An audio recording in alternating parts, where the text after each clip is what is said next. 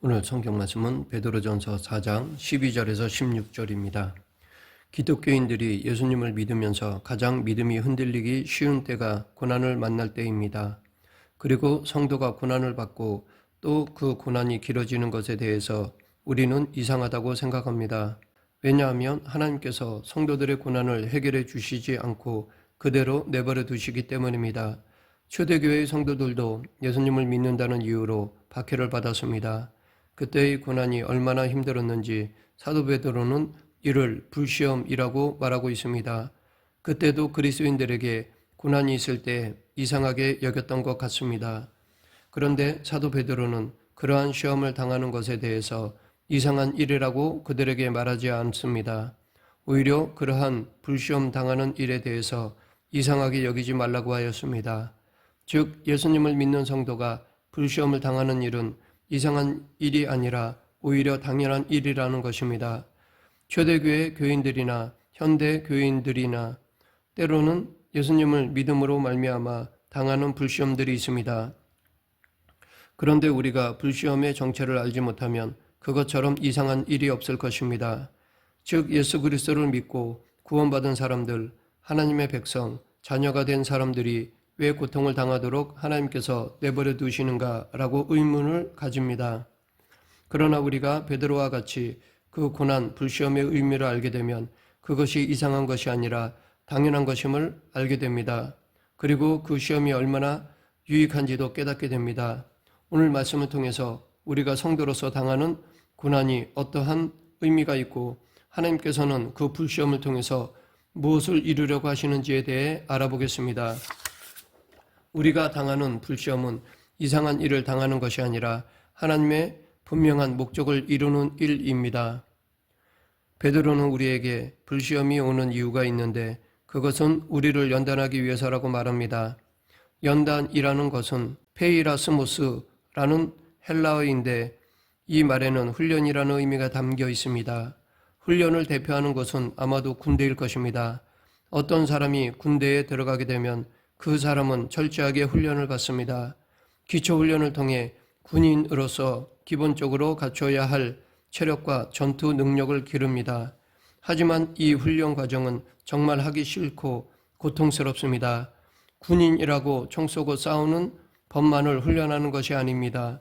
군인으로 만들기 위해 일상적인 모든 일을 어떻게 해야 하는지 훈련시킵니다. 잠자고 일어나는 것도 내 마음대로 하지 못하고 훈련을 받습니다. 심지어 밥을 먹을 때 어떻게 먹으라고 훈련을 받습니다.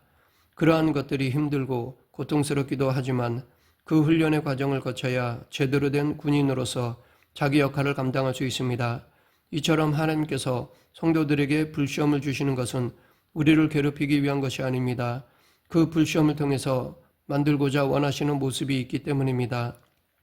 로마서 8장 17절 자녀이면 또한 후사 곧 하나님의 후사요 그리스도와 함께 한 후사니 우리가 그와 함께 영광을 받기 위하여 고난도 함께 받아야 될 것이니라. 하나님은 우리들을 당신의 나라를 상속할 자녀로 만드시기 위해서 여러 가지 방법으로 연단하십니다. 그런 중에 때론 고통스러운 불시험을 사용하기도 합니다. 하나님께서 관심하시는 것은 당신의 자녀가 이 세상에서 세상적인 복을 누리면서 살아가는 것이 아닙니다. 세상에서 고통 없이 사회적으로 성공한 사람으로 살아가는 것이 아니라 그것보다 더 중요한 당신의 참된 자녀로서 성장하기를 원하십니다. 그러기에 우리가 예수님을 믿는다고 하는 것은 하나님의 자녀가 되기 위한 연단의 과정 속에 들어왔다고 보시면 됩니다. 하나님의 자녀로서 하나님의 나라를 물려받을 제대로 된 믿음의 사람으로 만드시는 과정입니다. 그리고 이 과정 중에 불시험이 반드시 따르게 되어 있습니다. 다니엘서 3장에 보면 유대에서 바벨론 포로로 같이 잡혀온 세 친구 이야기가 나옵니다.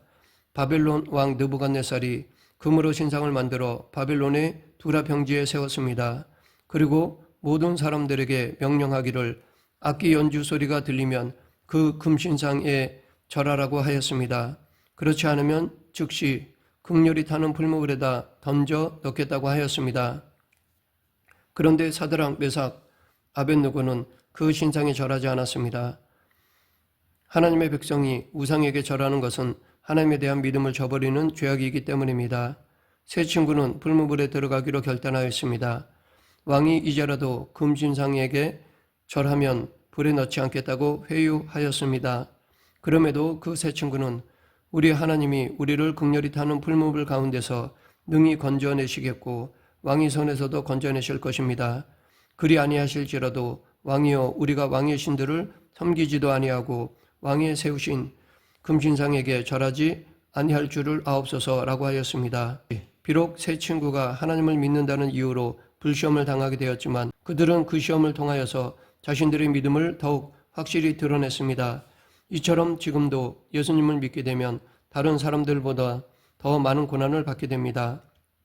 예수님을 믿지 않는다면 당하지 않아도 될 고난을 예수님을 믿기 때문에 당하기도 합니다. 그럴 때 그 고난에 대해 이상하게 생각할 수도 있지만 오히려 그것이 하나님께서 나로 당신의 자녀로 인정하신 것이고 온전한 당신의 자녀로 만드시고자 하는 연단의 과정임을 믿고 은혜로 여겨야 할 것입니다. 그러하기에 우리는 불시험은 당하는 것이 아니라 참여하는 것입니다. 베드로는 성도의 불시험 곧 고난당하는 것은 이상한 일이 아니라고 말하면서 더 이상한 말을 합니다. 바로 고난을 받을 때 도리어 즐거워하라는 것입니다. 보통 고난은 내가 의도하지 않게 불현듯 찾아오게 되고 어쩔 수 없이 대면하기 때문에 반갑지 않습니다. 그런데 사도 베드로는 그러한 고난은 그리스도의 고난에 참여하는 즐거운 일이라고 말합니다. 참여한다는 것은 코이노네오라는 단어를 쓰는데 이는 공유하다, 동업자가 되다 라는 뜻입니다. 즉 그리스도의 고난에 내가 즐거워하며 능동적으로 참여하는 것을 말합니다. 그 누구도 고난당하는 것을 즐겨하지 않을 것입니다. 하지만 우리는 그 고난을 통해서 하나님께서 우리로 하여금 당신의 자녀로 온전케 하시고자 함을 깨닫기 때문에 이제는 자원하여 그 고난에 참여해야 하는 것입니다. 성도가 불같은 시험을 당한다 할지라도 하나님의 자녀로서 하나님의 말씀대로 반응하며 살아갈 것을 결단하고 그 고난에 참여하는 것입니다. 예수님께서도 당신에게 주어진 고난을 억지로 감당하지 않으시고 하나님의 뜻, 말씀을 이루기 위해서 그 고난에 자발적으로 참여하셨습니다. 그로 인해 예수님께서는 사람들로부터 고난을 당하셨습니다. 로마 병사로부터 채찍을 맞고 침뱉음을 당하기도 하셨습니다. 유대인들로부터 욕과 저주를 받았습니다. 사람들이 행하는 핍박을 온몸으로 받으셨습니다. 예수님께서 그 고난을 받으셨던 것은 예수님께서 그 고난을 피할 수 없었거나 아니면 자신을 핍박하는 사람들을 제압할 만한 능력이 없어서 그 고난을 강제로 당하신 것이 아닙니다. 예수님께서는 그 고난을 피할 수도 있었고 혹은 자신을 핍박하는 자들을 아무렇지도 않게 제압하실 수 있는 절대적인 능력이 있으신 분이셨습니다. 그럼에도 불구하고 예수님은 그 고난에 참여하셨습니다. 왜냐하면 그 고난을 통해 하나님의 뜻이 이루어지는 것이고 하나님의 뜻을 위해 고난을 당하는 것이 하나님 아들의 모습이기 때문입니다. 예수님께서 그러셨듯이 하나님의 자녀는 고난을 피하는 것보다 고난 중에도 하나님의 말씀을 이루려고 고난에 참여하는 사람입니다. 즉 성도는 고난을 당할 때에도 하나님의 말씀에 순종함으로 그 시험을 연단으로 바꾸어 나가야 합니다. 우리가 고난을 당하는 것은 그 고난을 피할 수 없거나 나에게 고난을 감당할 능력이 없어서가 아닙니다.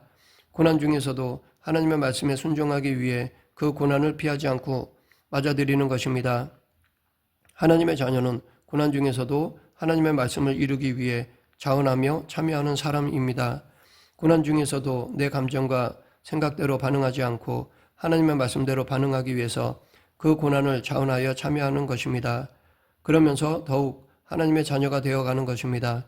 하나님께서 연단하시고자 주시는 불시험은 억지로 당하는 것이 아니라 참여하는 것입니다.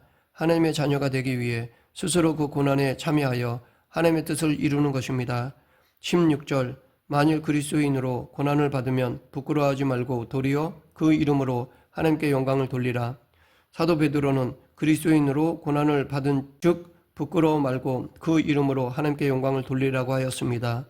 보통 사람들은 좋은 일을 경험하면 찬성하고 즐거워하지만 고난을 당하면 불평하고 원망합니다.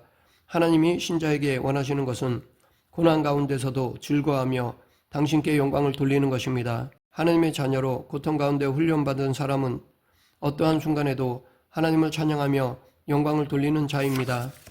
불시험 중에서도 하나님께 영광을 돌릴 수 있는 것은 성도의 영광은 이 땅에 있는 것이 아니라 하나님 나라에 있기 때문입니다. 로마서 8장 18절 생각건대 현재의 고난은 장차 우리에게 나타날 영광과 좋게 비교할 수 없도다. 이 땅에서 그리스도의 고난에 참여하는 것이 성도들에게 복된 것은 그 고난으로 인해서 하늘의 영광을 더욱 소망하게 되고 결국 하늘의 영광을 누릴 수 있기 때문입니다. 히브리서 11장 26절에서 모세의 고난에 대해 말하고 있습니다. 그리스도를 위하여 받는 능력을 애굽의 모든 부하보다 더 큰 재물로 여겼으니 이는 상주심을 바라봄이라. 모세는 이 땅에서 왕자로서 부귀와 영광을 누리는 것을 거부했습니다. 그것보다 그는 하나님께서 주시는 상급을 바라보면서 하나님의 백성들과 같이 고난받는 것을 더 즐거워했습니다. 우리가 이 땅에서 하나님의 자녀로 살아가기 위해서 당하는 고난은 하나님께서 예비하신 영광에 이르게 하는 관문과도 같습니다. 즉 우리가 이 불시험의 고난에 참여하며 이 고난을 하나님의 말씀으로 통과할 때 하나님께서 준비하신 상과 영광을 받을 수 있습니다. 그러기에 불시험 당할 때에 그것을 즐거워하라 라는 베드로의 말은 정말로 이상한 말이지만 그 불시험은 우리들에게는 특권과도 같습니다. 예수 그리스도를 믿고 하나님의 자녀가 된 자들이 받는 것이 불시험입니다. 그러기에 우리는 고난을 받을 때에 하나님의 훈련임을 깨닫고 하나님의 자녀답게 반응해야 합니다. 그리고 우리는 고난을 억지로 당하는 자가 아니라 고난에 참여하는 자가 되어야 합니다. 우리는 고난을 당할 때에 피하고 싶고 원망하고 싶습니다.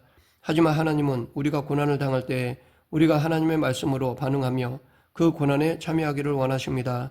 그래서 하나님은 우리가 당신의 나라를 상속할 만한 진정한 당신의 자녀로 성숙해져 가기를 원하십니다.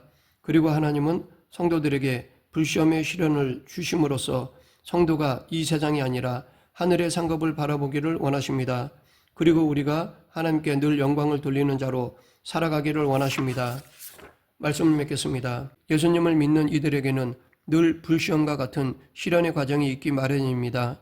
우리는 우리가 고난당하는 것을 이상한 일로 여길 것이 아니라 하나님의 자녀로서 당연한 일임을 늘 기억해야 합니다.